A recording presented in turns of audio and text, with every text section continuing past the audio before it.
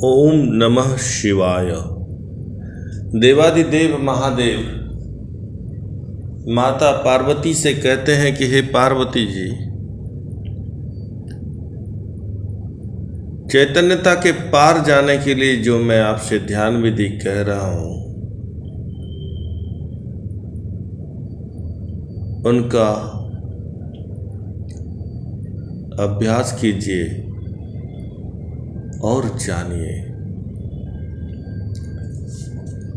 भगवान कहते हैं किंच जातम द्वैतदायी ब्रह्मलोकस्तमः पुनः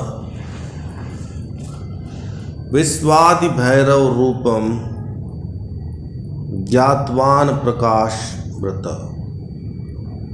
भगवान कहते हैं कि हे महादेवी, स्वयं की जागृत अवस्था, स्वयं की स्वप्न अवस्था, स्वयं की सुप्त अवस्था की गहराई, गंभीरता और प्रभाव का अनुभव कीजिए।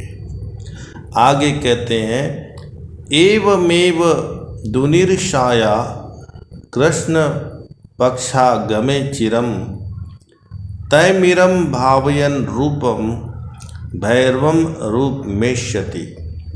इसी प्रकार कृष्ण पक्ष, शुक्ल पक्ष या पूर्णिमा की रात्रि या चंद्रमा की रात्रि के अंधेरे को देखने का अभ्यास कीजिए और अनुभव कीजिए भैरव के प्रभाव को। आगे भगवान कहते हैं एव मेव निमील्यादो नेत्रे कृष्णा भमग्रत प्रसार्य भैरवम रूपम भाव यतस्तन्मयो भवेत्। हे महादेवी, दोनों आंखें बंद करके भीतर के गाढ़े भयंकर अंधकार को देखने की साधना तो करके देखिए। आगे भगवान कहते हैं यस्य कस्येन्द्रिय यस्यापि व्याघातश्च निरोधत प्रविष्टस्या द्वये शून्ये तत्रैवात्मा प्रकाशते। अनुभव कीजिए कि आपकी ज्ञान इंद्रियों ने और कर्म इंद्रियों ने कर्म करना बंद कर दिया है, और जब ज्ञान इंद्रिया और कर्म इंद्रिया कर्म करना बंद कर दें, इस अवस्था में अपने मन को स्वयं के भीतर डुबा करके देखिए कैसा अनुभव होता है।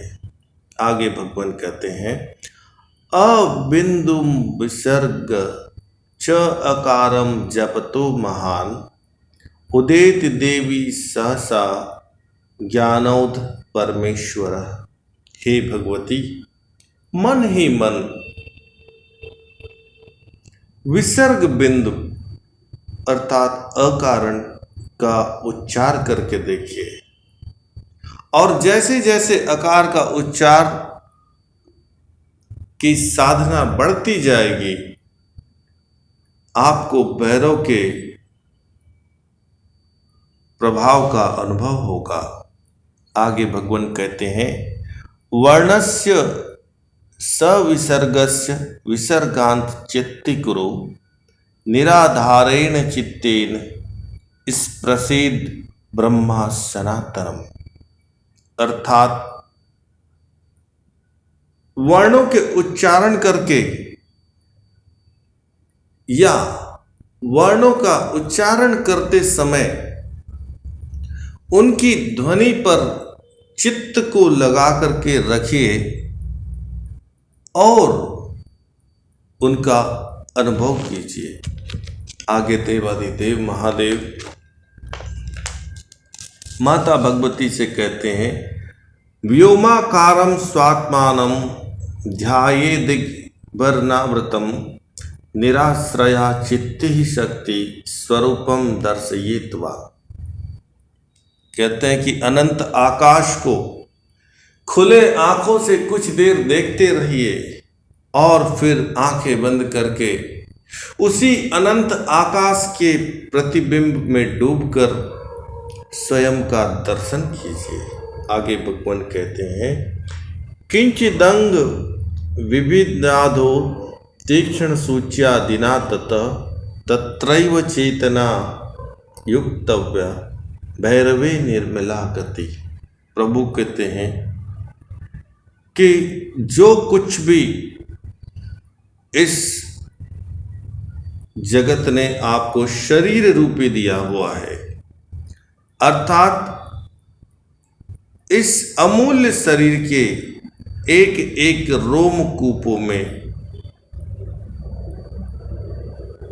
अपनी चैतन्यता को लगा करके रखिए, अर्थात रोम प्रतिरोम के भीतर स्थित चैतन्यता का अनुभव करने की साधना कीजिए। आगे भगवान कहते हैं, चिताधांत कृतिर्नास्ति ममांत भावेर्येदिति विकल्पानां भावेन विकल्पैरुज्जितो भवेत्। हे महादेवी, अपने चित्त को विचारों पर लगा दीजिए, अर्थात आंखें बंद करके अपने भ्रूमध्य स्थान की धारणा करते हुए भ्रूमध्य स्थान से निकलने वाले प्रत्येक विचार पर अपनी चैतन्यता को लगा दीजिए और फिर प्रत्येक विचार की आवश्यकता अनावश्यकता में भेद कीजिए, गुणवत्ता और गुणहीनता में भेद कीजिए। और ऐसा जब धीरे धीरे अभ्यास बढ़ता जाएगा तब भैरव का प्रभाव अनुभूत होगा।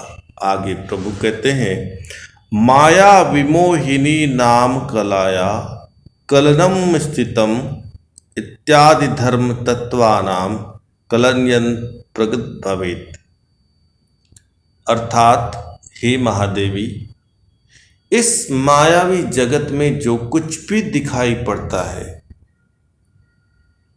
इस मायावी जीवन में और जगत में जो कुछ भी मन को आकर्षित करने वाले तत्व है, सबसे पहले उन मायावी तत्वों के साथ गहराई से जुड़ते जाइए और फिर उन मायावी तत्वों से अपने आप को अलग करने का प्रयास कीजिए। और ऐसा करने से देवी चेतना के पार, चैतन्यता के पार जाया जा सकता है। आगे प्रभु कहते हैं, क्षीगितिच्छा समुत्पन्नमवलोक्य समम नयेत् यत एव समुद्भूता तत्रस्त्रैव लीयते। हे महादेवी, यदि मन में कोई विचार उठे, मन में कोई भाव उठे, मन में कोई कामना उठे, तो ठीक उसका निरीक्षण कीजिए और कुछ क्षण पश्चात ठीक उसके दूसरे छोर पर जाकर भी निरीक्षण कीजिए। और ऐसा करने से वह विचार भाव समाप्त होने लगेगा। विचार भाव इच्छा धीरे धीरे समाप्त होने लगेगी और साधक चैतन्यता के पार जा सकता है। आज के लिए बस इतना ही। आपने बड़ी श्रद्धा, धैर्य, स्नेह और शांति के साथ विज्ञान भैरव तंत्र पर आधारित शिव भक्ति योग कथा को सुना। इसके लिए मैं आपके भीतर उपस्थित शिव चैतन्यता का ऋणी हूँ। मेरे कथा के दौरान यदि किसी शब्द या उच्चारण या दोष के कारण आपके हृदय या मस्तिष्क को यह आघात पहुंचा हो, उसके लिए मैं भगवान शिव से क्षमा की याचना करता हूँ। प्रभु आपको सत्य और न्याय के मार्ग पर चलाए। ओम नमः शिवाय।